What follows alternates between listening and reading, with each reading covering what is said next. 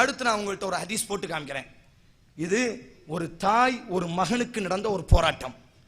சாலிம் என்ற ஒரு மகன், அபு ஹுதைஃபா என்ற ஒரு தகப்பன், இந்த அபு ஹுதைஃபாவினுடைய மனைவி, இந்த 3 நபர்களுக்கு மத்தியில் நடந்த புகாரியில் வரக்கூடிய இந்த ஹதீஸினுடைய உண்மையான தரத்தை நான் உங்களுக்கு சொல்கிறேன். பால்குடி ஹதீஸ் நீங்க கொண்டு போய் வைப்பீங்களா, நீங்க கொண்டு போய் உங்க பொண்டாட்டிகளை கொடுப்பீங்களா அப்படிலாம் மட்டமா கேட்கிறாங்களா இல்லையா? இந்த ஹதீஸினுடைய உண்மையை நான் பதிவு செய்ததற்கு பிறகு இவர்கள் எவ்வளவு கேவலமானவர்கள், இவர்கள் மறுப்பதற்காக வேண்டி எப்படியெல்லாம் பித்தலாட்டம் செய்வார்கள் என்பதை அவர்களினுடைய நாவிலிருந்து நான் போட்டு காமிக்கிறேன். மக்காவில் ஆரம்ப காலகட்டத்தில் அல்லாஹ் ரப்புல் ஆலமீன் வளர்ப்பு பிள்ளை என்ற ஒரு சட்டத்தை அல்லாஹ் வைக்கவில்லை. எப்படி நமது சமுதாயத்தில் அறியாமல் குழந்தையின்மையினால் மற்ற குழந்தையை வளர்ப்பு பிள்ளையாக வளர்க்கிறார்களோ அதே போன்று மக்காவிலே ஆரம்ப காலகட்டத்தில் மற்றவர்களினுடைய குழந்தைகளை தங்களினுடைய குழந்தைகளாக நினைத்து வளர்ப்பார்கள். தங்களினுடைய சொத்தை அவர்களுக்கு கொடுப்பார்கள். அவர்களினுடைய மகளை அவர்களினுடைய மனைவியை திருமணம் முடிக்க மாட்டார்கள், தனது மகனாகவே வளர்ப்பார்கள். யாரெல்லாம் இந்த வளர்ப்பிலே ஈடுபட்டார்கள்? முஹம்மது ஸல்லல்லாஹு அலைஹி வஸல்லம் அவர்களுக்கு அல்லாஹ் ரப்புல் ஆலமீன் ஆண் மகனை கொடுக்கவே இல்லை. ஸைத் ரலியல்லாஹு என்ற ஒரு சிறிய குழந்தையை இமாம் புகாரி பதிவு செய்றாங்க. ஸைத் ரலியல்லாஹு என்ற ஒரு சிறிய குழந்தையை அல்லாஹ்வின் தூதர் வளர்ப்பு மகனாக தனக்கு ஆண் பிள்ளை இல்லை என்பதற்காக வேண்டி எடுத்து வளர்க்கிறார்கள். இந்த ஸைதை எப்படி அழைப்பார்களாம் தெரியுமா?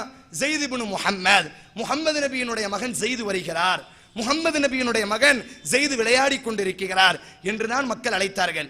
அதே போன்று ரசூலுல்லாஹ் வளர்த்ததை போன்று அபு ஹுதைஃபா என்ற மக்காவை சார்ந்த ஒரு நபி தோழர், ஆரம்பத்தில் ஈமானை ஏற்றுக்கொண்டவர், இவருக்கும் ஆண் குழந்தையை அல்லாஹ் கொடுக்கவில்லை. இவருக்கும் குழந்தை என்ற பாக்கியமே ஆரம்பத்தில் இல்லை.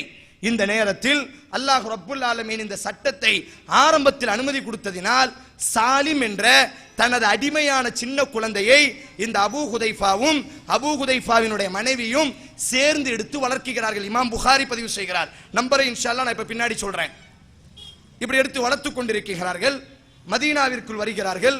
மதீனாவிற்குள் வந்ததற்கு பிறகு சூரத்துல் அஹ்ஸாப் 22வது அத்தியாயம் 22வது ஜுஸ்வினுடைய 22வது அத்தியாயம், இந்த அத்தியாயத்தில் அல்லாஹ் வஹி அறிவிக்கிறான், நபியே இதற்கு பிறகு வளர்ப்பு மகன் என்ற சட்டத்தை நான் நான் நீக்குகிறேன்.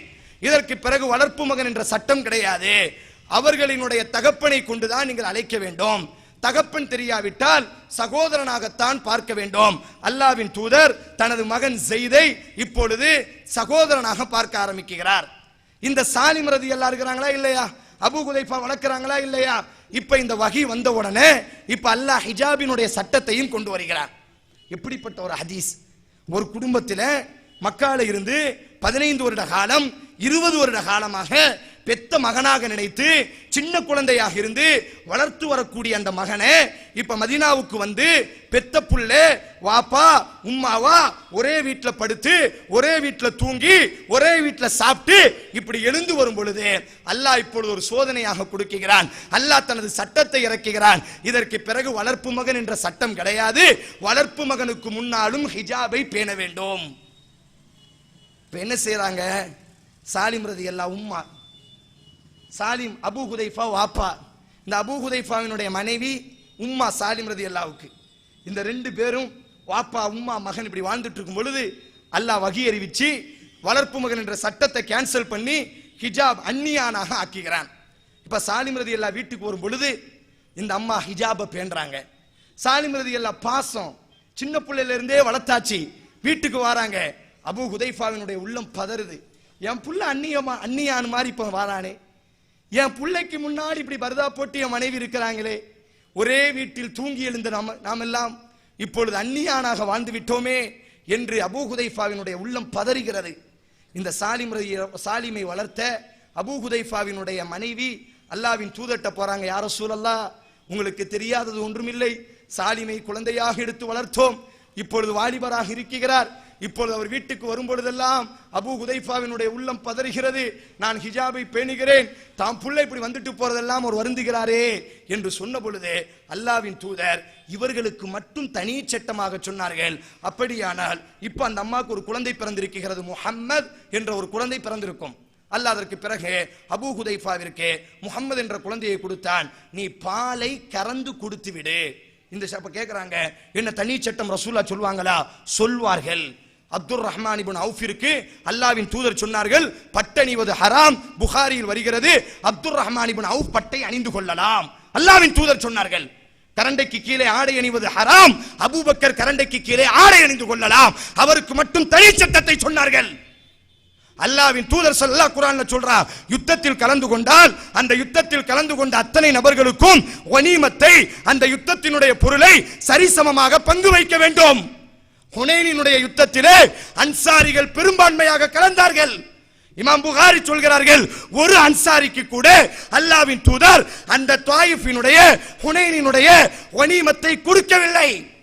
மக்காவாசிக்கு மட்டும்தான் கொடுத்தார்கள். யாராச்சும் கேள்வி கேட்க முடியுமா? அட, இது அல்லாஹ்வின் தூதருக்கு அல்லாஹ் கொடுத்திருக்கக்கூடிய அனுமதி. ரசூலுல்லாஹ் சொல்றாங்க, அப்படியானால் பாலை கறந்து இருது ஐன் வருத மார்பகத்துல வாயை வச்சு குடிக்கிற மாதிரி தானே. அடே, ஒரு நபர் ஒரு வார்த்தையை சொன்னால் அவர் கண்ணியத்தோடி பார்க்க வேண்டுமா இல்லையா? பத்ர் நபி தோழர், உம்மா வாப்பா மகனாக வாழ்ந்தவர்கள், ஒழுக்கத்திற்கு உயர்வான ரசூலுல்லாஹ் ஒரு வார்த்தையை சொன்னால், அல்லாஹ் குர்ஆன்ல சொல்றான், நூஹ் அலைஹிஸ்ஸலாம் லூத் அலைஹிஸ்ஸலாம் வீட்டில் இருக்கும் பொழுது லூத் அலைஹிஸ்ஸலாத்தினுடைய சமுதாயம் கோமோசெக்ஸ், அதாவது ஆண்கள் ஆண்களோடு உறவு கொள்ளக்கூடிய கூட்டம். இப்ப லூத் அலைஹிஸ்ஸலாத்தினுடைய வீட்டிற்கு வானவர்கள் மனித தோற்றத்தில் வந்திருக்கிறார்கள். அந்த லூத் அலைஹிஸ்ஸலாத்தினுடைய சமுதாய மக்கள் எல்லாம் இந்த வானவர்களோடு தவறாக நடப்பதற்கு கூட்டம் கூட்டமாக வருகிறார்கள்.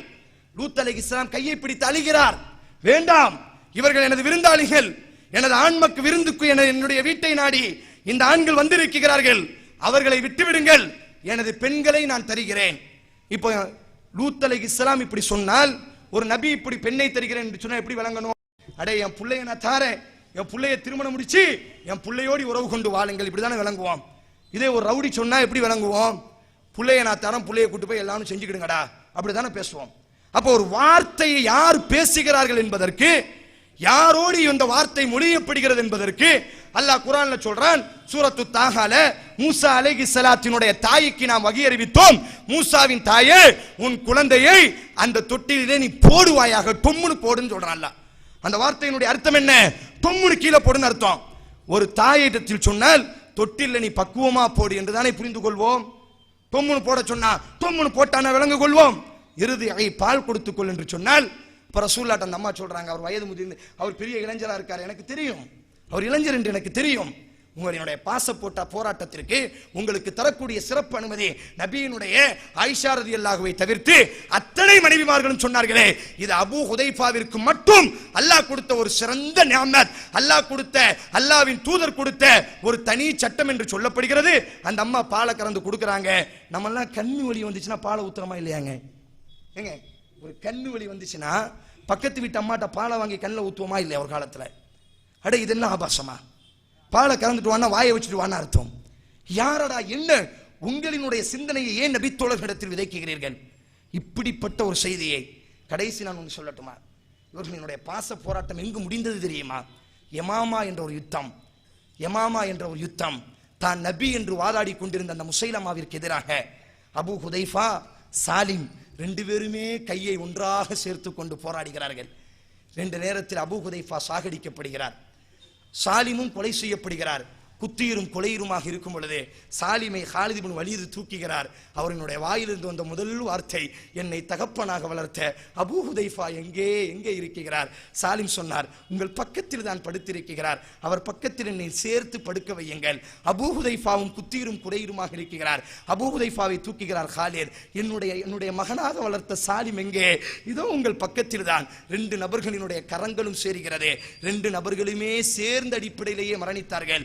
காலிது சொல்வார்கள் அந்த ஜனாசாவை பார்த்து, சுப்ஹானல்லாஹ், ஆஷா மஅன் வ முஷ்ஹதன் மஅன், வாழும் பொழுதும் சேர்ந்து வாழ்ந்தார்கள், மரணித்ததற்கு பிறகும் சேர்ந்து வாழுகிறார்கள். ரெண்டு நபர்களையுமே, வாப்பாவையும் மகனையும், இஸ்லாமிய வரலாற்றிலேயே கபூர்கள் அதிகமாக இருந்த சமயத்தில் ஒரே கபூரில் காலித் இப்னு வலீத் சொல்வார்கள், வாழும் பொழுதும் ஒன்றாக வாழ்ந்தார்கள், உம்மா வாப்பா மகன் என்பதாக, அதற்கு பிறகு சகோதரன் என்பதாக, மரணிக்கும் பொழுதும் ஷஹீதாக ஒன்றாக மரணித்தார்கள். ஒரே கபூரில் இவர்களை பிரிக்காமல் ஒரே கபூரிலேயே அடக்கம் செய்யுங்கள் என்ற ஒரு பாச போராட்டத்தினுடைய ஹதீஸை மறுக்கிறோம் என்ற பெயரில் இவர்கள் செய்த அந்த வேலையை பாருங்க. இப்ப இப்படி இந்த சம்பவம் புகாரில இந்த சம்பவம் இப்படித்தான் வருகிறது. இப்ப நீங்க பாருங்க இதை எப்படி இந்த ஆளு சொல்றாங்க. என்ன சொல்றாங்க? திசை திருப்புற மாதிரி புகாரி ஹதீஸை நீங்க எடுத்து வைக்கலாமா? அதுக்கு என்ன காரணமா?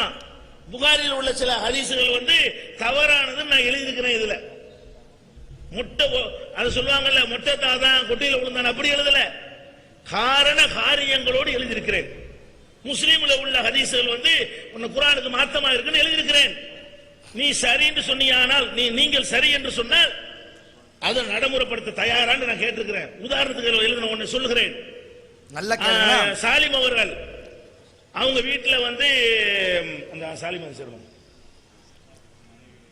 ஒரு சஹாபியுடைய மனைவியுடைய வீட்டுக்கு இவர் சாலிம் வீட்டுக்கு போய் வர இருப்பார். எப்படி? ஒரு சஹாபியினுடைய மனைவி வீட்டுக்கு ஒரு பத்ர் நபி தோழர், இவர் பத்ர் சஹாபி, பத்ர் யுத்தத்தில் கலந்து கொண்ட ஃபாலூமா ஷேத்தும், நாடியதை செய்து கொள்ளலாம் என்று அனுமதி கொடுக்கப்பட்ட ஒரு சிறந்த நபி தோழரை எப்படி பேசுறாரு? அவர் சஹாபியினுடைய வீட்டுக்கு இந்த சாலிம் வந்துட்டு போவாராம். நீ யோக்கியவனாக இருந்தால் இரண்டாவது சவால் 2 கோடியை தருகிறோம். 1 கோடி என்று முதல் சவால், இரண்டாவது சவால் 2 கோடி. வந்துவிட்டு போவார், சாலிம் அந்நியான் என்பதாக வந்துவிட்டு போவார் என்று நீ சொன்னாயே. ஒரு நபித்தோழியினுடைய வீட்டிற்கு சாலிம் ஒரு விபச்சாரத்திற்கு வந்துவிட்டு போவதை போன்று வந்துவிட்டு போவார் என்று சொன்னாயே. இந்த வார்த்தையை புகாரியில் காமிக்க வேண்டும், முஸ்லிமில் காமிக்க வேண்டும். பாருங்க, முஸ்லிமில் வரக்கூடிய ஹதீஸ், அதுல நான் குறிப்பிட்டிருக்கேன் தர்ஜுமாவுல.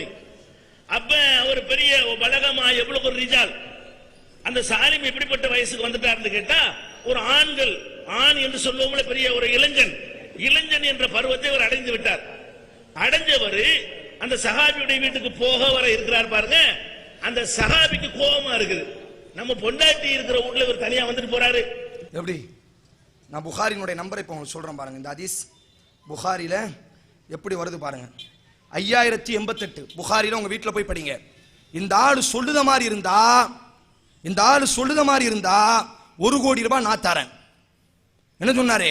வந்துட்டு போ. எப்படி வருது? நபி ஸல்லல்லாஹு அலைஹி வஸல்லம் அவர்களுடன் பத்ரு போரில் பங்கெடுத்தவர்களில் ஒருவரான அபூ ஹுதைஃபா இப்னு உத்பா பாரசீகத்தின் மஆக்கில் என்பவரின் புதல்வர் சாலிம் அவர்களை தம் வளர்ப்பு மகனாக ஆக்கினார்.